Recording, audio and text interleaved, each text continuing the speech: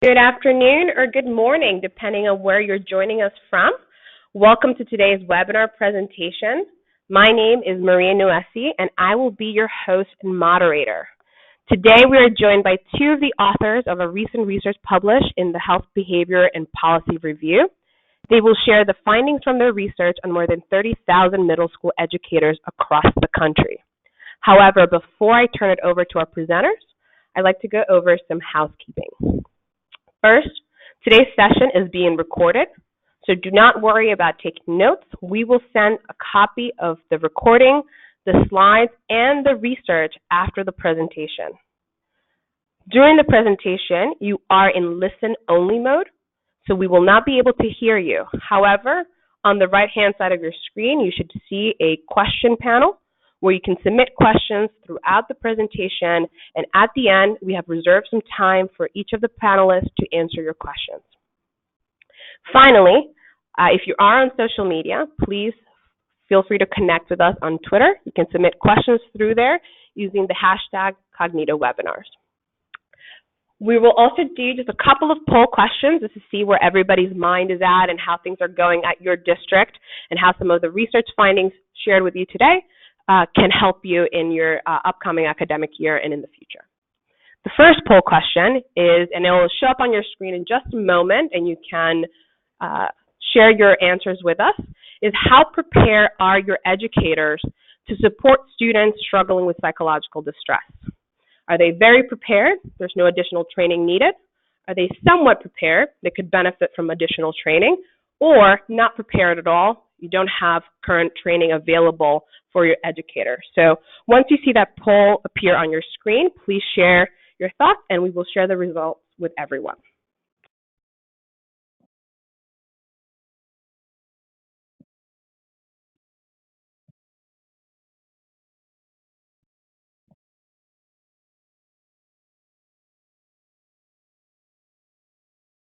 All right, I'll give you one more second to respond.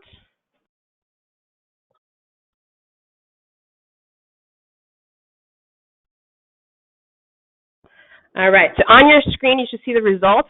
82%, so the majority of you, feel that you do have something in place, but they could benefit from additional training. So we're going to move on to the next poll question. So the next question is, how important is an evidence-based solution when it comes to evaluating mental health training for your educators? Would you say it's very important, somewhat important, not important, or you're not sure, maybe you're not part of that decision-making process? And if you could share in the question box some comments about how you're educating yourself about the research or efficacy about these solutions and any barrier or challenges you face when either finding this information or translating this information back down towards your district or your school. So we're going to give you all a few seconds to respond, and then we will share the results.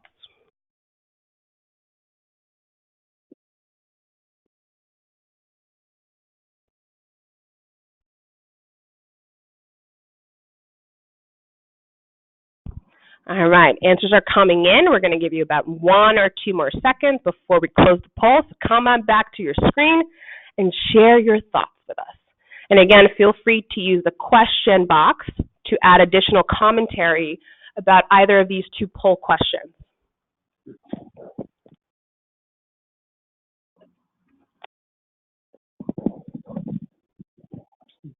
Great, the results are in. So the majority said it's very important. So 77% of those of you on the call find that it's very important to have an evidence-based solution when you're evaluating.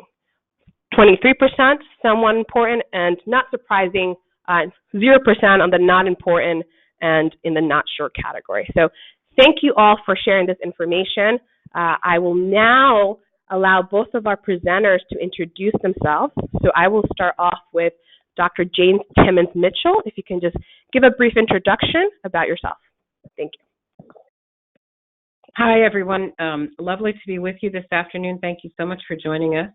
My name is Jane Timmons-Mitchell. I'm a clinical child psychologist, and I work as part of an interdisciplinary team at the Begun Center for Violence Prevention, Evaluation, and Research at the Jack Joseph and Morton Mandel School of Applied Social Sciences, Case Western Reserve University here in Cleveland. I'm also an associate clinical professor in the Department of Psychiatry at our medical school. And I have the pleasure and the privilege of having been able to work with the Cognito team in the evaluation of implementation as part of our Garrett Lee Smith State Suicide Prevention Grant. And we'll be talking more about that later. Dr. Glenn Albright. Thank you. Hello, everyone. Again, my name is Glenn Albright, and I'm with the Department of Psychology at Baruch College. I'm an associate professor there, former chair of the department, and my responsibilities there include teaching that huge introduction to psychology class that most incoming high school students as freshmen are taking, and also specialize in teaching our graduate clinical students in trauma, grief, and recovery. So as a clinical psychologist, I'm also interested in doing equine therapy for veterans with PTSD and their children. We find that this type of therapy can be very effective. So if anybody wants to email me and talk about horses afterwards, I sure am available. Very nice being here. Thank you both. I will start off by handing it over to Dr. Glenn Albright to share some disclaimers about the research, and then have Dr. James Timmons-Mitchell also. Yes, I do have a disclosure. I am also the co-founder of Cognito and a part-time employee here, so I have been involved with the at-risk and middle school simulations in terms of assessment. And if there's ever an interesting disclosure, it's Jane's coming up. I've never seen one so comprehensive. Jane, it's yours. Thanks.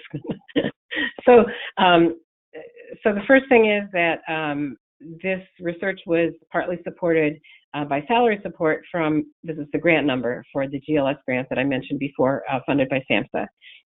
At Risk for Middle School Educators was selected by the Ohio Suicide Prevention Foundation, who's the grantee, as a grant deliverable. And then the next part is the disclaimer that those of you who receive federal funding, and in particular funding from SAMHSA, are very familiar with, that you have to have this on everything that is a product. So it's important to note that the views expressed don't necessarily reflect the opinions, policies of CMHS, SAMHSA, or HHS, and on, right? So that's the official approved disclaimer that needs to accompany these products. Great, thank you so much. And we will now begin the presentation. Jane, take it away. Thanks, Maria. So in the next slide, which I'm waiting for, there it is. Okay, so I wanted to give you a little bit of background about Ohio, where our grant project is housed. In 2018, the Ohio Department of Health actually came out with these statistics just in December and reported the striking finding that suicide was the leading cause of death among Ohioans aged 10 to 14, which roughly corresponds to the middle school age range. And it was the second leading injury-related cause of death for Ohioans 15 and older. From 2007 to 2018, suicide deaths in Ohio overall increased almost 45%, and you can see the actual numbers there. The rate of youth suicide, so 10 to 24 is the age range that's delineated by the Garrett Lee Smith State Suicide Prevention Grants, but it's also, as you know, one of the breakout categories in reporting data used by state departments of health and the CDC. And so the rate of youth suicide increased almost, a little over 64% from 2007 to 2018 to 12 deaths per 100,000 people. And then to just put that in perspective, in Ohio, 5 people die by suicide every day, and 1 youth dies every 33 hours. So some recent and compelling, I think, statistical information about the backdrop of the work that we're reporting, that part of the work that has been done in Ohio. Next slide.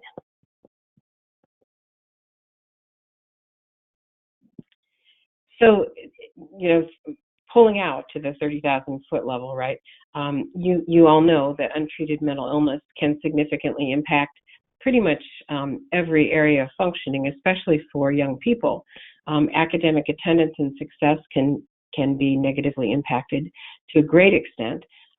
Concentration, which can often look like, something that we're more apt to call ADHD, but concentration stemming from other kinds of mental illness like depression can result. Test anxiety certainly can impact the academic success. Peer and family relationships can be affected significantly by untreated mental illness. And you all probably know that in the diagnosis of depression, for example, for adolescents, angry outbursts are one of the ways that it can in fact manifest itself. Self-esteem certainly can be affected badly, because if kids aren't being successful in their school performance, in getting along with people in their lives, they may have a very negative opinion of themselves. There are lots of barriers to help seeking, and today we're going to talk about a couple of them that are very closely related to this training. So we're going to talk about lack of awareness by educators, and of course the stigma associated with seeking mental health help is pervasive in our society. Next slide. So the need for school gatekeepers and the function that they can fulfill. Educators can serve a critical gatekeeping function in the early identification and referral of students who are experiencing psychological distress. And we know that, especially in educational settings, it's often really easy to identify students who have externalizing issues and problems, but internalizing disorders, those kids who are quiet, who may sit in the corner of the classroom and not ever say anything, but could be very affected by depression and other kinds of internalizing disorders. We need to be better at picking that up, and sooner. Gatekeepers, defined, are people who can identify when a student is in psychological distress, who can approach and talk with a student about the concerns that you have, and make a referral to mental health support services. And so in that context, you can see that gatekeepers are more than just teachers. Gatekeepers can be the lunch ladies, or the people who drive the school bus, the coaches, anybody who has a really good handle on the behavior of the kids in the school. Next slide. So as part of the implementation of the State Suicide Prevention Grant in Ohio, which is called Ohio's Campaign for Hope, our program people at the foundation have formed learning collaboratives in order to help members learn how to build capacity within a community, to pull together mental health leaders, to develop skills and strategies around implementing Cognito, because initially we had just kind of said, here's this wonderful tool, it would be good to use it, and what we realized was that it's helpful to have more of the implementation steps built in, and so the Learning Collaborative provided that information and support, and then, the connection and support from other schools who are implementing Cognito was a helpful thing to introduce. Next slide.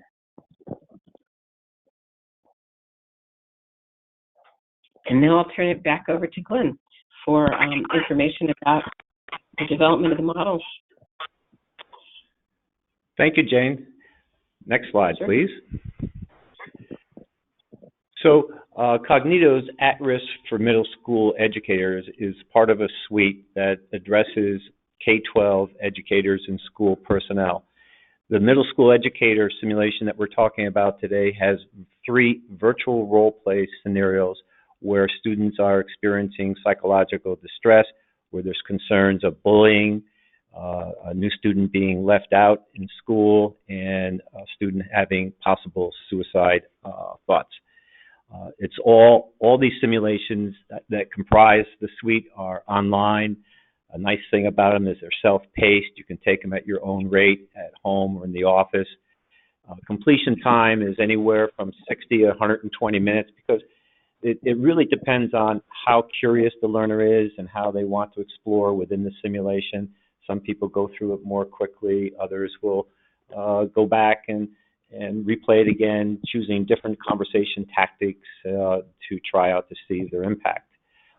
This simulation satisfies state requirements, and it was developed by the input of many subject matter experts around the nation, in addition to individual end users that had input. Lastly, it is listed in the National Registry of Evidence-Based Programs and Practices. Next slide, please. In terms of the underlying methodology that is embedded within the conversation and game engine, we implement actual components of neuroscience, social cognition, adult learning theory, and applied game mechanics. And one of the basic evidence-based communication strategies we use based on the learning model is motivational interviewing. Motivational interviewing involves when you're talking with someone that you ask them open-ended questions, you provide affirmation that you understand what you're hearing from the student, reflective listening, you're summarizing their statements. All of this is designed to gather information from the student to create a safe environment where they feel comfortable, they feel non-judged, they feel like they're easily able to open up and tell you the things that you need to hear to understand where they're at. This is coupled with emotional regulation in the sense that many of these conversations do evoke emotions within the educator and also the student. So understanding, being able to observe these emotions, and then to react accordingly using evidence-based communication strategies is very important in managing these conversations. And then through the process, you're given clues and hints of how to engage in empathy or in empathic accuracy. We know that empathy is the ability to kind of feel what the student is feeling, and we know that that increases the relationship between two people. Empathic accuracy or cognitive empathy is when you understand what someone else is feeling, but you don't have to be feeling it yourself. And that combined with mentalizing involves you understanding that the student you're talking to is an independent agent, that they have their own thoughts, their own feelings, their own sets of beliefs, and that's okay. You accept them for that, again, which makes it even more of a safe environment where they feel free to open up. Next slide, please. So why virtual humans? There is an incredible number of advantages of using virtual humans, and the first one is studies show that we as learners find it easier to open up, to self-disclose. We're less likely to feel judged. We're more open. We have more of our real responses as opposed to face-to-face role plays where you're role playing with an instructor or peers. We have a tendency to be a little bit more careful, make sure that we say the right things as opposed to maybe some things that we would really say. So the virtual humans provide a safer environment and you feel less judged, more or a decrease in social evaluative threat. Social evaluative threat is the anxiety we feel in doing live role plays. And here, you don't have that anxiety that can interfere with learning. Lastly, there's a decrease in transference reactions. I mean, the neutrality of the characters, their personality that's encoded within them, reduces transference reaction. They're not going to remind you of your Uncle Bill, your mother or father, or anybody else. You're going to have nothing like that interfere with the learning. There's other benefits, as you can see. The one that I really like is you can reach geographically dispersed areas. There can be rural areas, anywhere where there's internet connection, you can reach very effectively. Next slide, please. So the specific learning objectives of this simulation is, of course, to increase the knowledge and awareness of pre-adolescent mental health and suicide, to identify the warning signs that Jane alluded to of students in psychological distress, and to involve your students within conversations so you can discuss your concerns and create a safe environment where they'll open up and reveal to you if there is a problem, and then to assess the need for a referral, and if there is one, to really use the motivational interviewing strategies to identify those intrinsic factors to motivate the student to seek help, and to make a warm handoff to support. That's really important. That warm handoff introduces them to counseling, and that's the first experience they're going to have. And to make it positive means so much to the student and the impact of the therapy. Next slide, please. So here we're going to go into a brief demo as we set it up here.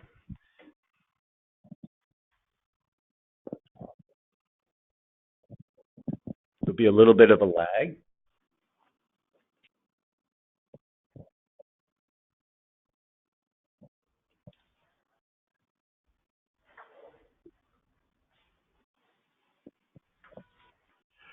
Okay, here you're assuming the role of the teacher, and you're having a discussion with Michael. Now, Michael, you're concerned about because you've kind of found out that his uncle has cancer, and he's indicated to you that he wishes it was him that was going to die. Now, mind you, we're putting you right in the middle of a conversation. There is a whole lot that comes before this, some didactic components, a backstory, and so on. So you are kind of like set to have this conversation. You're aware of motivational interviewing strategies, etc. And the way you communicate with Michael is you select from these, on your left, on these particular communication tactics. And you can see that once I click on them, you have an opportunity to make small talk with Michael, or you can discuss his journal or reveal to you that maybe he would like to die instead of his uncle, or you can go directly into a referral. Now, these are all the right things and the wrong things to say as determined by subject matter experts and end users. And certainly, in a sense, we want you to say the wrong things because you're going to learn that these things aren't necessarily the most helpful things, and it will reinforce what you should or should not say. So let's say we're going to make some small talk. How are you feeling lately?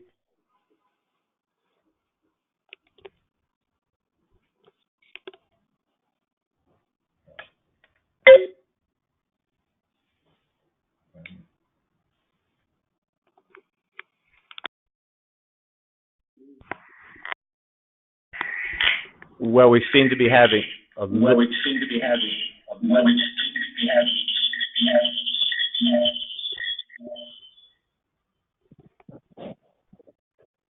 Let's try that again. We seem to be having a little bit of a problem with the audio. But what happens here is making small talk. We are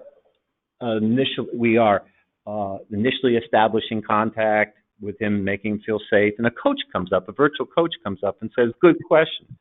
And part of that small talk was him responding about headaches or stomach aches, and you're just kind of like reassuring him that they can be signs of anxiety or depression. I don't think that's quite the right response here with small talk. Yeah. So let's try. Okay, so one of the things that you can do in this simulation is undo. You can take back what you said and then have an opportunity to try some other communication strategies. Now, seemingly this simulation is having a hard time being streamed online. So what we're going to do is to send you a link to the demo so you can all try this yourself, because for some reason this is not working right now. So we're going to go back into the PowerPoint and talk a little bit about the studies that back it up. Hold on here.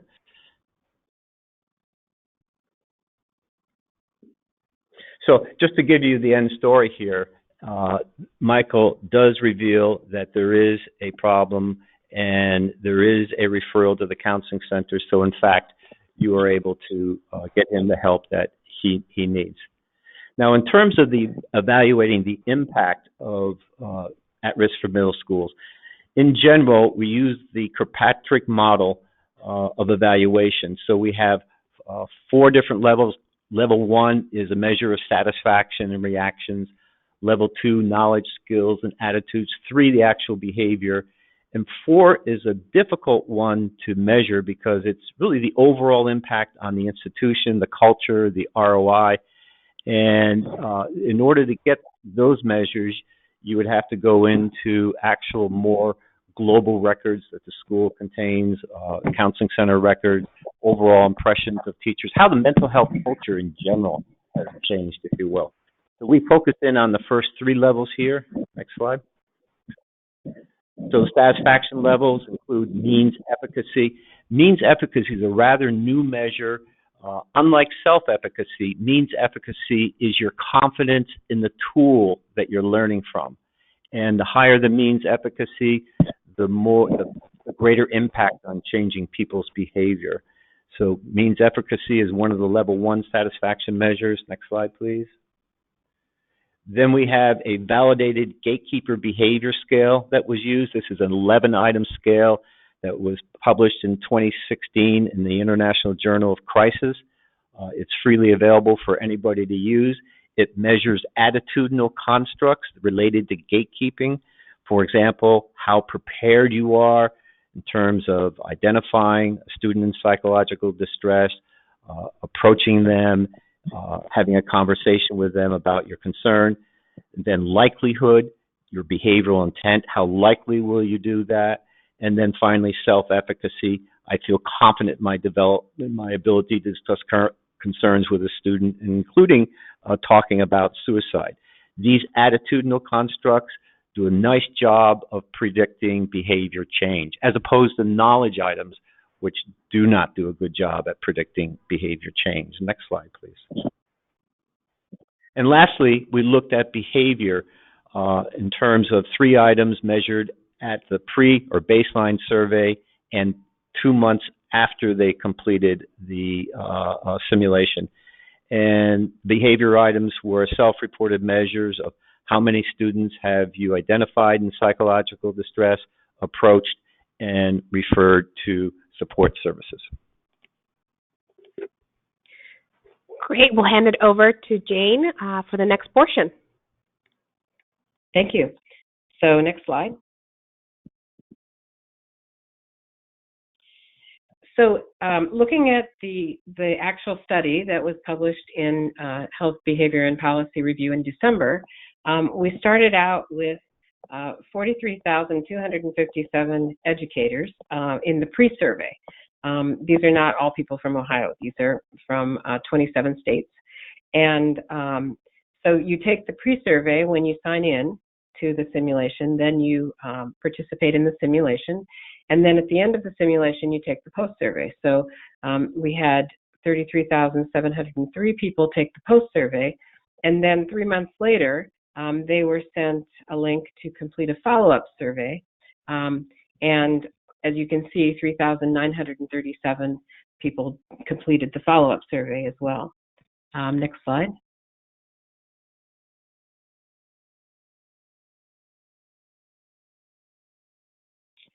So, thanks. This is the demographic breakdown of the 33,703 educators who took the post-survey, and they broke down along race and ethnic lines. As you can see in these little pie charts, most of the people were white, followed by a large percentage of Hispanics, 24%, 9% Black, Asian, Native Hawaiian, other Pacific Islander, multiple ethnicities, and American Indian, Alaskan Natives. The job roles of the gatekeepers who participated in the survey were mostly teachers, 74%, 21% other, those would be the people that I was mentioning before, and then 5% school administrators. You can also see that most of the people who completed the survey spent 2 or more hours with students every day, 69%, and very few of them spent 0 to 15 minutes, 6%. In terms of gender, most of the people who participated were females, 76%. And so you can see that the typical participant in the surveys was a white female teacher who spent more than 2 hours a day with students. The other pie chart I find very interesting in that most of the participants, 91%, said that they had not previously had mental health training. So that goes along with our making the case that perhaps, and also with the responses to the poll that you all participated in at the beginning, that providing an easy way to do the mental health training is probably a good idea. Next slide. So in terms of the satisfaction measures following the rubric that Glenn had outlined, 84% rated the simulation as excellent or very good.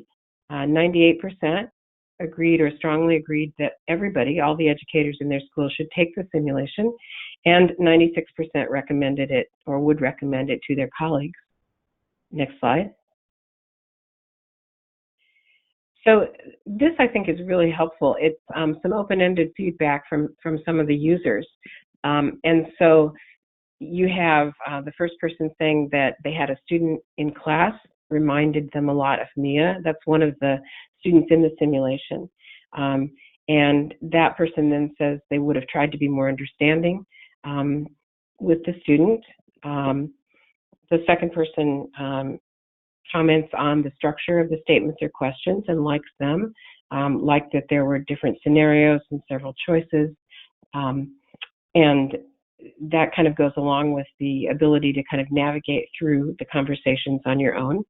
And then the third person was kind of effusive and said that every aspect of the training helped and required them to learn the content and to practice it. So you get a sense in a qualitative way of the experiences of the people who participated in the training.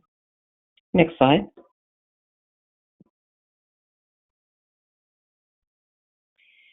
So in terms of role identification, this is a single question that was asked.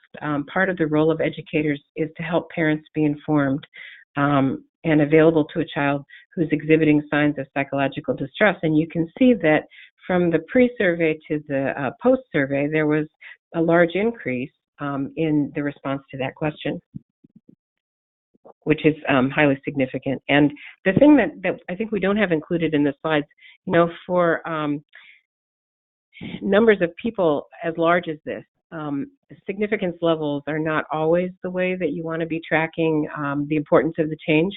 And so in the article that you'll receive, it also includes odds ratios and effect sizes.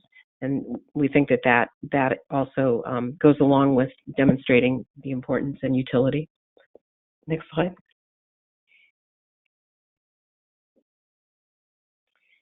So level 2, in the attitudinal measures of preparedness, likelihood, and self-efficacy in the gatekeeper behavior scale, we also saw big changes.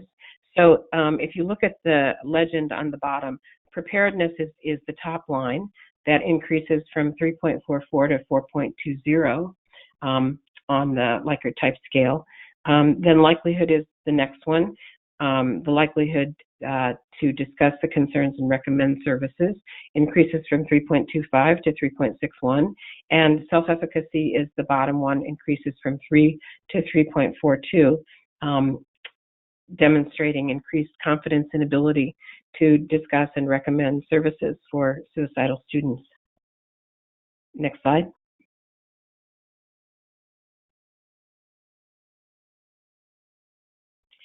So I'm going to toss back to Glenn for a second because as he was indicating, this is another level, the school climate assessment level, which he's going to talk about. Thanks, Jane. These are some new measures that we have been collecting on school climate perceptions, and it's really exciting to see that this is having an impact on school climate in terms of people who have taken the simulation felt that student attendance will increase, that student academic success will improve, and above and beyond that the school learning environment will become more supportive. That is, by identifying and talking to and referring students that are struggling, that are in distress, or perhaps even been traumatized, that you are having or could have an impact on the learning environment, classroom safety, and we know that that's a huge, important topic these days. And also, it's interesting, and I've seen this anecdotally speaking, where some learners have reported that just using MI strategies or just learning about them has actually improved the way that they've taught in class, the way they listen to students. It improved their relationships with students. So these types of measures are new ones that are outside this study, but we're so excited about them that we really wanted to give you a firsthand view of them.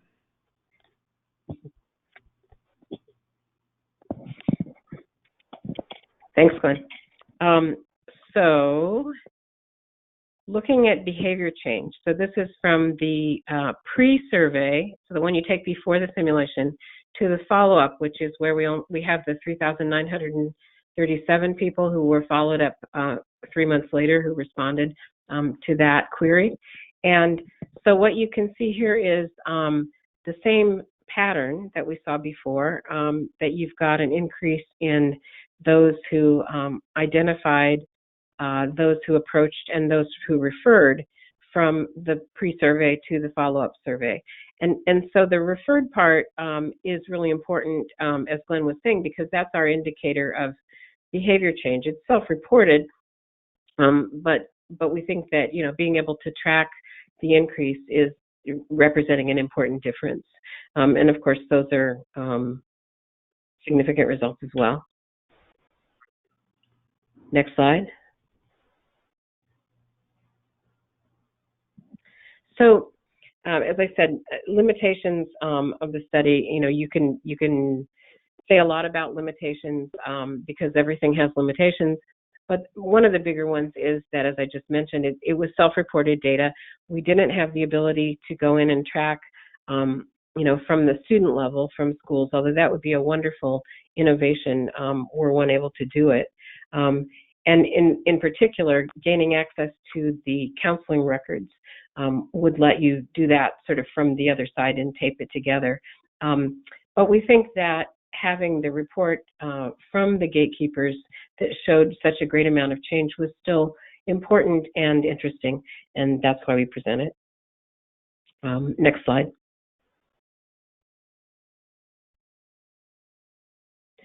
So the conclusions. We know that this is an innovative tool that supports mental health and wellness in diverse student populations. It's been used across, I mean, we talked about the ethnicity of the gatekeepers. There's also information about the ethnicity of the students. And we know that it's been used with diverse populations. As Glenn mentioned, it's easy access. It's online 24/7. When I talk with people about it, I say to them, look, you can get your CEUs by, you know, sitting at your computer on a Saturday night in your pajamas, and that seems to go a long way toward making the case that it is user-friendly and convenient. It's cost-effective, and it reaches large numbers of geographically dispersed student populations and also schools, and is effective across racial and ethnic demographics. So, you know, we think that this is a useful tool to have, especially if you are feeling that it's helpful to augment the things that you're already doing to train your staff to work with students who may be experiencing suicidal issues. Next slide.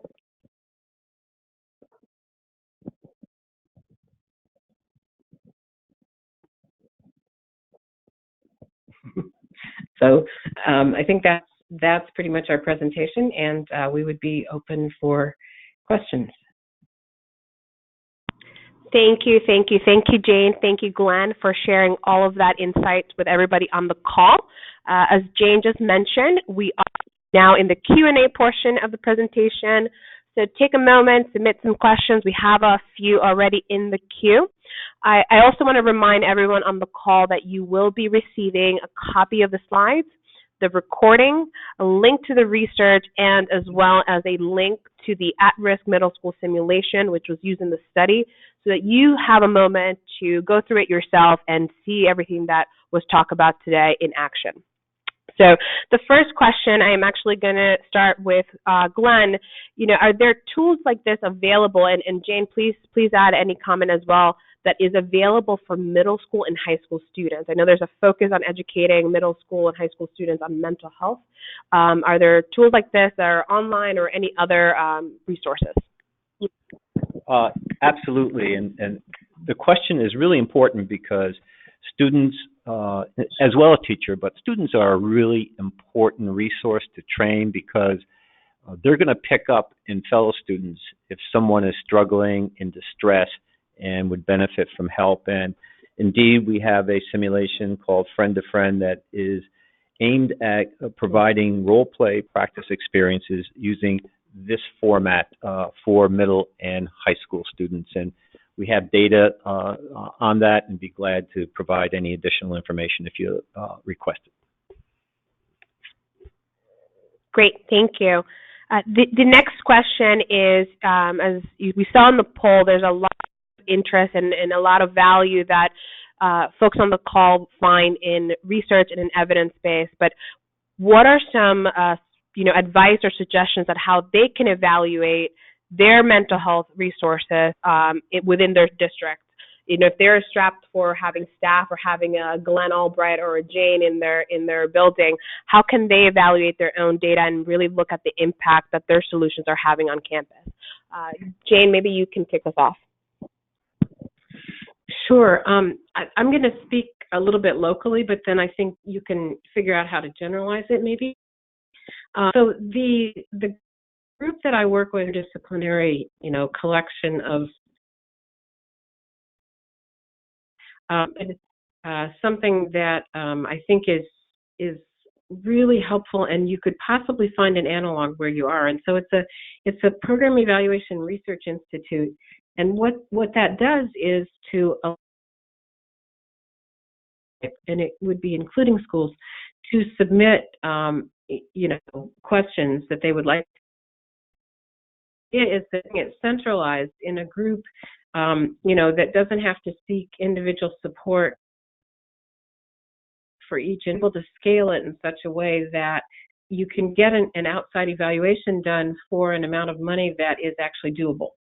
So these amounts go down, to very low figures, and probably what's more important than that is that the people that have worked with them have very high estimation of the work that they do. And so I think, so my overall advice would be to try to find somebody, either somebody you've worked with or somebody in your area who does evaluation research, and chat with them and find out, what options there might be, because you may think that it's prohibitive to engage somebody from the outside, but it might not be. And that would do a bunch of things. Mostly, if it's an outside evaluator, then you've got another level of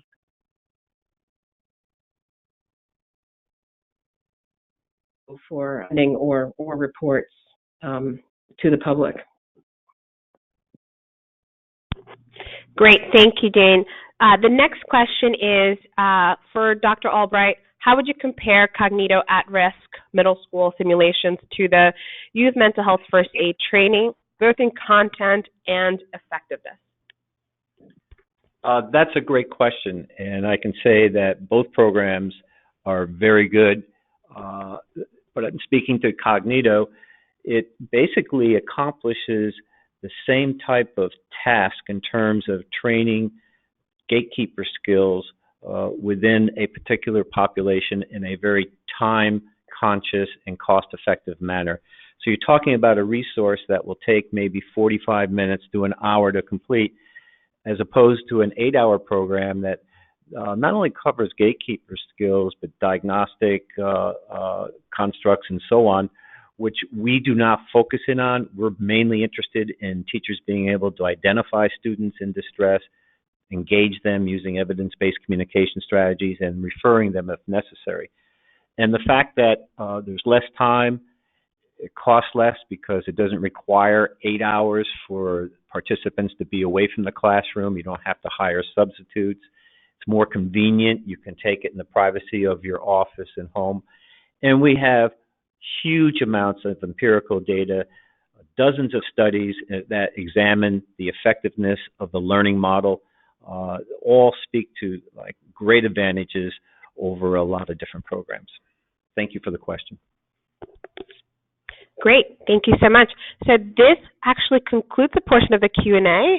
If there are additional questions, the contact information for both of our panelists are on the screen, so please feel free to reach out and ask questions directly.